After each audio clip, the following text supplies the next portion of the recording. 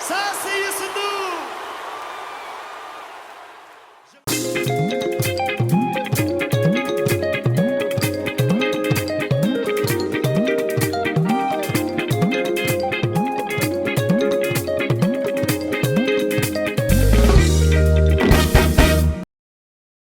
mbokk yeeg xaritu téléspectateurs yi salaamaaleykum maa ngi ci yoonu Bercy 2017 incha allah Bercy 2017 ren nag dañoo fas yéene soppi doxin damaa jël sama caméra àndandoog Mbissane Ndoye àndandoog ñoom Médoune ak gaa yëpp di wër ñi nga xam ni dañoo fekkee Bercy dund ko ku nekk foo nekk ak ci li nga nekk ak ci sphère bi nga nekk ñi daan la fay fekk parce que nag ñi nga xam ne ñoo daan gunge Youssou Ndour ñu dem Bercy tey ñëpp ay personnalité lañu ñii ay ministre conseiller lañu ñii ay lii lañu ñii ay directeur de société lañu ñooñu ñëpp foog ma dem seeti leen kenn ku nekk ci ñoom waxtaan ak ñoom ci Bercy na nga xam ni loolu lañ ci fàttaliku nu ñu koy dundee topp leen ma.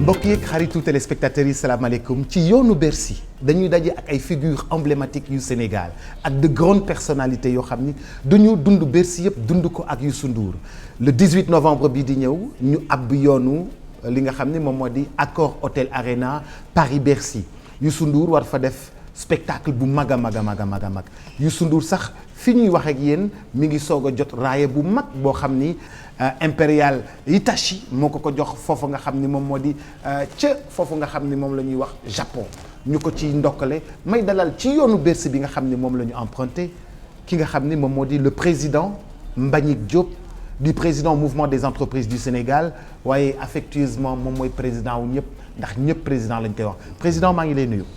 maa ngi lay fay Boubs di kontaan si daje bi tey di la féliciter si liggéey bu rafet bi ngay liggéey et puis nag ma am contenté wala wax tey si Bercy. ki nga xam ni moom moo di Youssou Ndour dafa toog di liggéey ba bés mu war a dajale ñi nga xam ne ñoom ñoo di Sénégalais yi nekk ci àdduna bi yëpp ne leen ñëw leen à Paris ñu bokk ndey bokk baay saafonte ñi gëj a gisee. loolu noonu bi ñu koy def en 2000 bu njëkk bi yaa nga fa woon naka nga ci jàppee woon naka nga ci taxawee woon noo ko dundee woon. non dafa nekkoon concept boo xam ne lu bees la woon c'était la première fois artiste africain am xalaat def lu day noonu beneen dëkk bu dul dëkkam. donc mu nekkoon une première ñu doon jéem rek dinañu essayer ñu jéem mu nekk succès ku nekk gis sa bopp sa mu nekkoon retrouvaille dafa mel ni rek cosaan lañ jëloon yóbbu ko France yaatal cosaan bi. donc mu nekk un événement exceptionnel. mënuñu ko fàtte di ci nokkal Youssou parce que initiative yëpp moom la woon quand même. même bu fekkee ñun jàpp nañ ci ku si nekk jàpp na si mais initiative moom la. donc dafa yàgg nekk koo xam ne dafa audacieux am vision am ambition. parce que xam ni c'est pas évident du tout nga da ngay def événement bu toll noonu bitim réew surtout Paris. mosoo ko woon def. mais mu def ko yàlla def si jàmm loolu moo waral fii ak 2-3 semaines ñu war defaat beneen Bercy. monsieur le président ci Bercy yow dañ la daan gis nga taxaw ci kanam foo xam ni sonorisation bi metti na mais Youssou Ndour dafa mel ni dafay nekk ci kaw scène bi di waxtaan ak yow ngeen di dialoguer yow nga nekk ci suuf moom mu nekk ci kaw di way loolu mu. waaw kooku suñu benn genre côté la woon parce que xam nga dafa bëgg ay nitam. et puis moom dafa doon vivre Bercy comme ni ma la ko waxee rek comme bu nekkoon boîte de nuit cosaan et puis dafa bëgg buy def Bercy mu sentir ay nitam ñu nekk ci wetam waaye dafa doon wax ne Mbagnick su ma yéegee ci scène bi damay bëgg di la gis en face de moi bu ma la gisee da nga may inspirer. loolu mooy secret li taxoon may nekk toujours en face de lui parce que bu taxawee rek bu sëggee gis ma xam ne gis na nitam yëpp ju nga fa. donc loolu moo doon suñu secret boobu. et puis ñu def koy at mu jig ñu mu nekk koo xam ne ni dafa am inspiration parce que il faut nga am inspiration ma koy rafetlu nag boobu aussi c'était pas facile xam nga peut-être Sénégal des fois bu ñu comprendre daan mais président ou patronat bi lan lay def yi Bercy. Vous avez été critiqué d'avoir été à Bercy? Oui, j'ai été critiqué, beaucoup critiqué.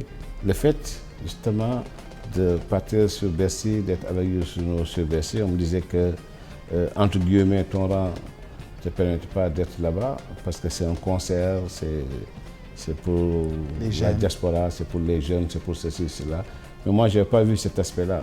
C'est l'aspect amitié, l'aspect fraternité, l'aspect solidarité, parce que c'est un ami, un frère qui initie un concept novateur. Il fallait être à ses côtés, apporter aussi notre contribution, mais surtout le rassurer que nous sommes là, qu'il n'est pas seul.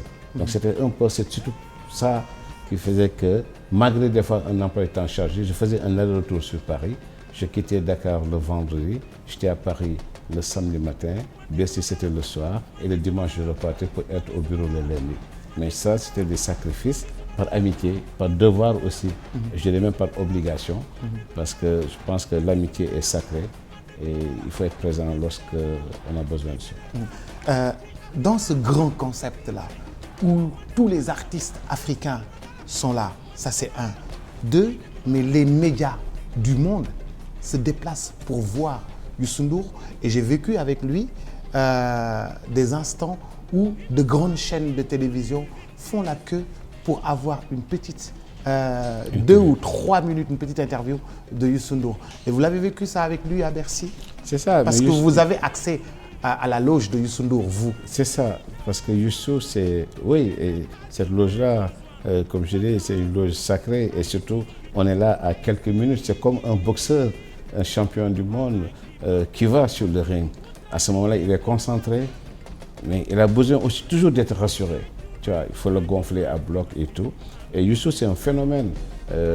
Il dépasse, c'est un artiste interplanétaire. Il y avait tous les grands médias à l'époque en plus, aujourd'hui encore davantage, qui voulaient le côtoyer, qui voulaient l'interviewer, qui voulaient suivre et tout.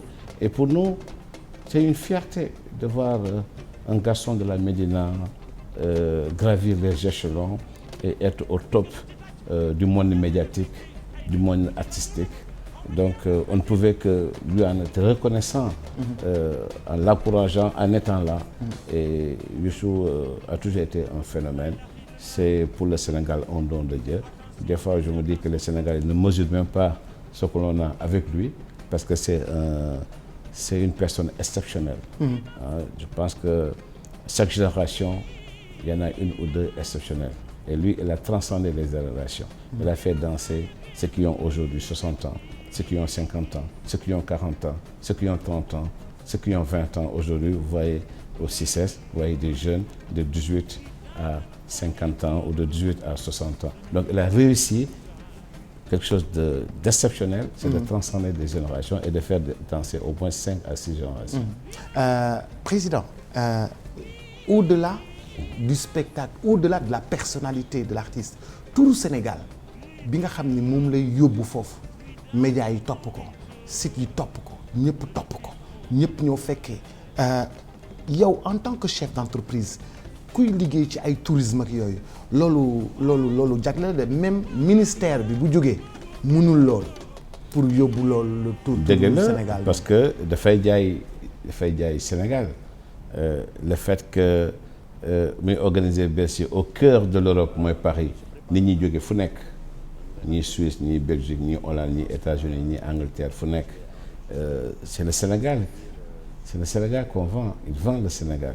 Et puis, il a réussi quelque chose de phénoménal, c'est de voyager avec 100-150 personnes qui sont là, qu'il invite. C'est des charges très lourdes. Enfin, je pense que dans le Bercy va pareil, lu si am dara, lu si am mooy bégte boo xam ne ñu si bari moo leen jëkk dugal avion, ñu si bari moo leen tax ñu xam Paris. Donc boo amee générosité bi di ko def bëgg a bokk ak sa nam nga bokk ak ñooñu ñëpp. Donc da doon liggéey surtout pour le Sénégal, moom lay kon def léegi di liggéey pour Sénégal, parce que tourisme ak yëpp politique bu ñuy def rek mooy attirer nit ñi Sénégal. Donc moom rek ak concept Bercy di muy attirer Sénégal kenn mënu xam nu mu toll. Donc mu nekk koo xam ne ñu ko war a jàppale, état bi da ko war a jàppale, ministère du tourisme ak ñëpp ñoo xam ne ñu ngi yëngatu entre bitim réew ak Sénégal, parce que moom vecteur de développement la, et ça c'est important. Et aujourd'hui, pas plus que hier, je crois que c'est quelqu'un que l'État doit encore davantage renforcer, soutenir, accompagner, parce que ce qu'il fait, il le fait d'abord pour le Sénégal et ensuite pour lui-même. Et nous qui sommes proches de lui, qui avons vécu avec lui tous les Bercy depuis 17 ans, donc nous sommes conscients donc, de ce phénomène, quoi. Youssou, c'est autre chose. Tu vois, il a des idées chaque seconde. Lorsque vous êtes ensemble, il pense à ça, etc. Vous savez, même le Bercy, en 2010, il m'a confié de lui organiser une journée économique de Bercy. Et en 2010, je lui ai organisé avec le groupe Promo Consulting, ma boîte. On a invité des chefs d'entreprise sénégalais. J'ai invité des chefs d'entreprise français. Et lui-même, il est venu présider la cérémonie officielle d'ouverture. On a fait des B2B, on a fait de l'économie, on a fait des partenariats. Et le lendemain, on a invité tout ce beau monde en VIP pour venir assister Bercy. Et ça, c'est quand même une vision. Le fait d'impliquer les décideurs économiques et financiers dans ce concept qui est théoriquement plutôt culturel et artistique. Mais président, gis nañ ni bu nit ñi jëlee seen avion. Youssou Ndour def ay invité au moins 150 à 200 personnes. ñëpp nga jëlal leen billet d'avion. jëlal leen hôtel. jox leen per diem. jëlal leen avion. jëlal leen hôtel. jox leen per diem maanaam lu ñuy lekk. jox leen ñoom ñëpp. ku nekk benn enveloppe boo xam ni. presque 100 € boo xam ni moom nga fay lekk ci du diir bi nga fay nekk. ci biir hôtel bi. dafa am ambiance bu spéciale boo xam ne invité Youssou Ndour yëpp. nekk ci benn wala ñaari hôtel yu dend. mais surtout à Mercure Bercy. À Mercure Bercy, c'était le cœur de Bercy. fa la ñëpp doon daje. dañ doon nationaliser hôtel bi au moins pendant 4 jours. parce que déjà musiciens yi fa la doon dal. invités yi fa la doon dal. nit ñi nag jóge Europe yëpp ñu dëggee jóge Paris ñi Suisse ñi Bruxelles ñi Allemagne ñi Hollande mu nekk loo xam ne ambiance indescriptible la. parce que 24 heures sur 24 lañ doon fonctionner. hôtel bi day fees dell. doo gis tubaab doo gis dara dañu mel ku nekk Sénégal. et puis togg yi di ñëw. parce que xam nga nag Sénégal yi dafa mën ganale. ñi di togg suppu kañe ceebu yàpp yi fii ataaya bi kii et cetera mu nekk une ambiance extraordinaire. tu vois ñu doon jaar noonu rek après dawaat réer quoi. parce que boo jaaree. du la bàyyi surtout moom donc ambiance bi et puis nit ñëpp dañ lay bëgg wax ak yow ku si nekk am nga soxla ku si nekk bëgg na la laal ku nekk bëgg na photo ak yow mais c'était quelque chose d'exceptionnel quoi. donc je pense que dafay marquer ay génération et puis marquer carrière am parce que lu mu munti def du def lu gën a raw lu mu def ci Bercy ak taxawaay bu ko nit ñi taxawal. donc ça c'est important dans une vie quoi. Youssou Ndour fépp ay raaya. Youssou Ndour docteur honoris causa de la prestigieuse université de Yale aux États-Unis ak américain nu mu fiire. ak américain nu mu fiire. Youssou Ndour Grammy Awards. Youssou Ndour disque d'or. Youssou Ndour bi mujj. fële ca Japon. di raaya boo xam ni son altesse impériale moom lañ ko jox muy équivalent su loolu nga xam ni moom moo di maanaam daal raaya bi nga xam ni moom moo gën a mag ci art ak ci culture foofa ca Japon muy doon prix Nobel naka nga jàngatee carrière am raaya yu mu am yëpp ak cause yu mu xeex yëpp. moom lu mu mënti am ci raaya du ñu bett ñun ñu ko xam bu baax gis ko muy évoluer da nga naan lu dara jomm ko mën na nekk lu nekk mën na am raaya bu nekk xam nga nit bu fekkee ne yàlla daf la barkeel yàlla ne la yow la toujours dama koy wax muy Youssou Ndour muy keneen sax bu yàlla ne Boubacar la si li mu nekk xam nga ne yàlla moo ne Boubacar la moo ko tànn jàpp si rek nga gëm yàlla jàpp si Youssou nag loolu la phénomène la wax naa ko au début dafa nekk koo xam ne ni il est exceptionnel donc muy Amérique muy Japon et puis raaya du léegi rek dafa yàgg am raaya ça fait plus de 20 ans peut-être léegi ak médias yi réseaux sociaux yi moo tax affaire yi di gën a gonfler mais dañ koy yàgg distinguer partout aux États-Unis en Europe partout en Asie boobu mu dem noonu gisoo ko muy tëgg Asie boo gisee mu tëgg Asie da nga non c'est pas possible mais xam nga am doomu africain boo xam ne fu mu dem si planète bi mën na ko feesal bu demoon planète Mars buy tëgg mu fees mais kooku nag mayu yàlla la. waaw kooku mayu yàlla liggéey na dafa am mayu yàlla donc dañ koy ñaanal et puis di wax Sénégalais yi ñu gën ko jàppale xam ne Sénégalais la c'est li muy def yu si ëpp dafay dellusiwaat si biir dëkk bi. parce que tey mënoon na toog aussi def comme ñenn ñi jënd na kër États-Unis jënd na kër France dëkk foofu de temps en temps mu ñëw def ay affaire am dem mais booy xool fi la nekk di reyante. investir fii di dox nànk.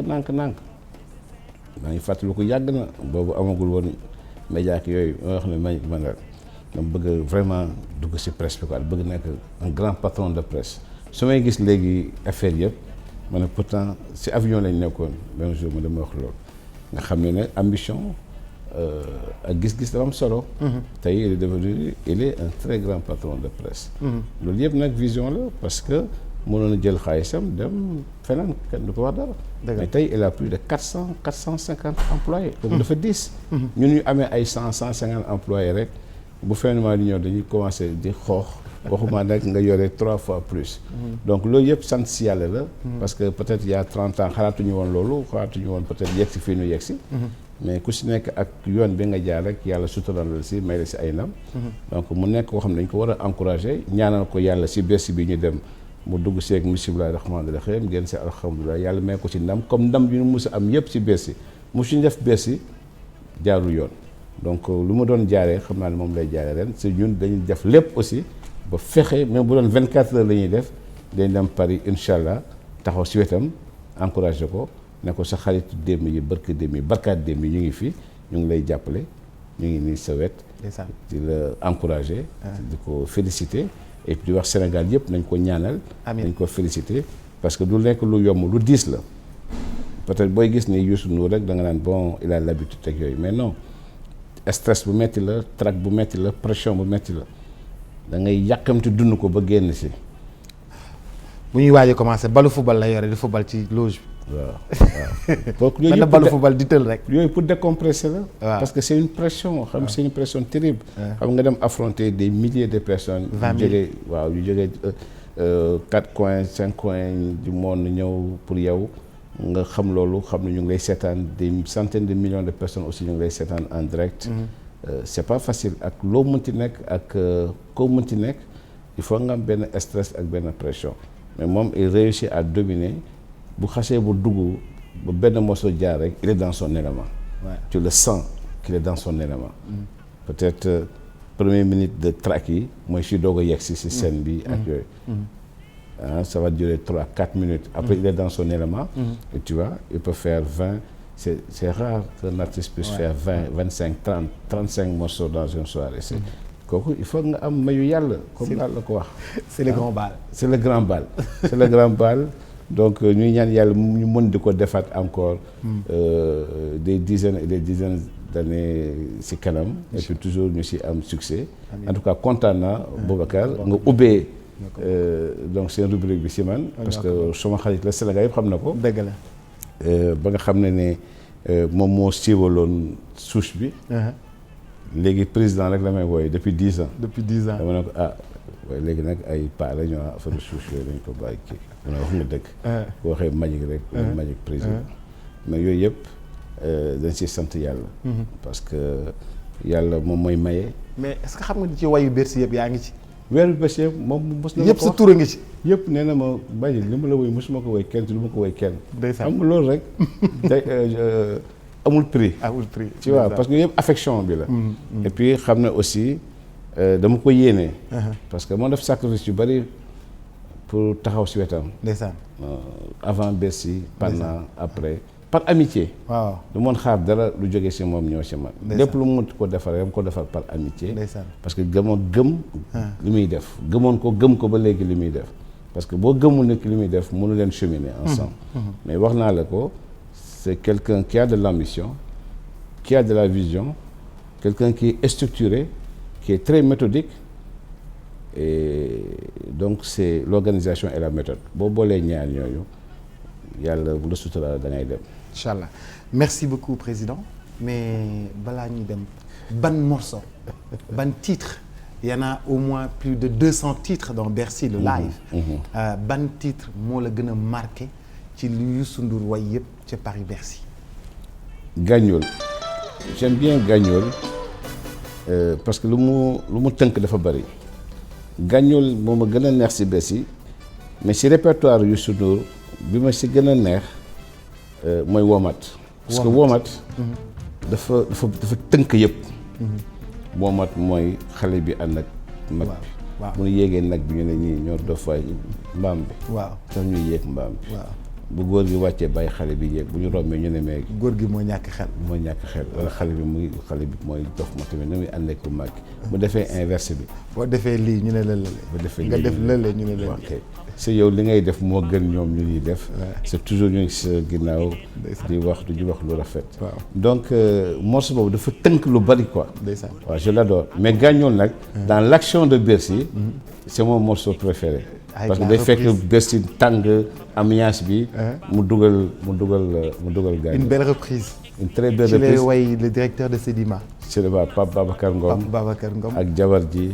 ak Anta. ak yenn xaytam yu bari. dëgg la waaw. am na aussi benn morceau boo xam ne mi ngi woy xamoon na fàttali naa titre morceau bi xaritam yi. boobu woy na ko 2005. c'est un morceau qui est très émouvant. parce que dafay liim ay xaritam yëpp. waaw ne su ma fàttee ngeen baal ma parce que xel day fàttu. donc c'est quelqu'un bu ñu toog di wax ci moom mun nañu wax fii ba suba. merci beaucoup en tout cas sache que fii pour moi un grand plaisir de parler de lui. lii ñu def gëjoon nañ ko def ëpp na 10 ans def émission boo xam ne ñu ngi wax ci moom. ba tey nga indiwaat ko. donc kooku dañ koy rafetlu. su ñun ñëpp incha allah bu neexee yàlla dañ dem ànd ak moom. gunge ko fu mu doon jaar rek ñu ñaan yàlla mu jaar fa. incha allah et puis Sénégal yi nekk fii kontaan xam ne am nañu benn doomu Sénégal boo xam ne mu ngi yëngal àddina yëpp loolu dafa am solo. incha allah nga xam ne kii africain la mais balaa mi nekk africain sénégalais la. donc c'est une fierté pour tout le Sénégal. Merci. En tout cas je magnifie cette action ce concept de Bercy. Le concept de cette émission. pour faire parler. Justement des amis à lui des compagnons qui ont cheminé avec lui depuis plusieurs décennies et que yàlla may ñu nekkaat fii mën ko di wax yàlla nu yàlla may fii ak 10 ans ñu toogaat. amiin di fàttalikuwaat Bercy 2018. amiin 2017 amiin. Je vous plonge dans l'ambiance de Bercy. Medoune Diouf ak Mbissane ak Khadija ak Racine yóbbu leen ñu Gagnol à Paris Bercy. C'est maintenant salut à toutes et à tous rendez-vous ci beneen numéro mais yeneen numéro yi dul jeex ak ñëw maa ngi gërëm bu baax a baax président Mbagnick Diop jërëjëf ci temps bu ma accordé merci beaucoup rendez-vous à Paris.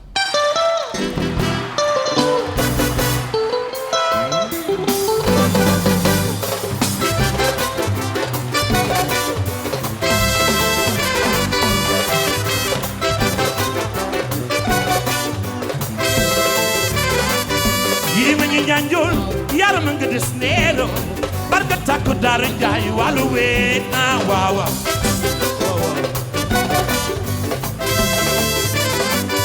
waaw ma ni Gagnol yaram nga des neelo barka takku dara jaay wàllu wee waaw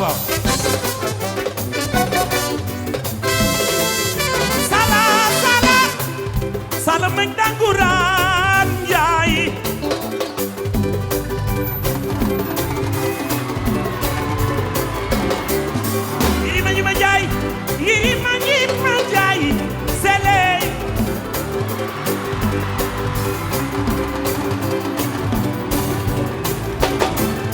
walo bañ na ku ko tooñ ku ko saaga ni Mbagnick boy Mbagnick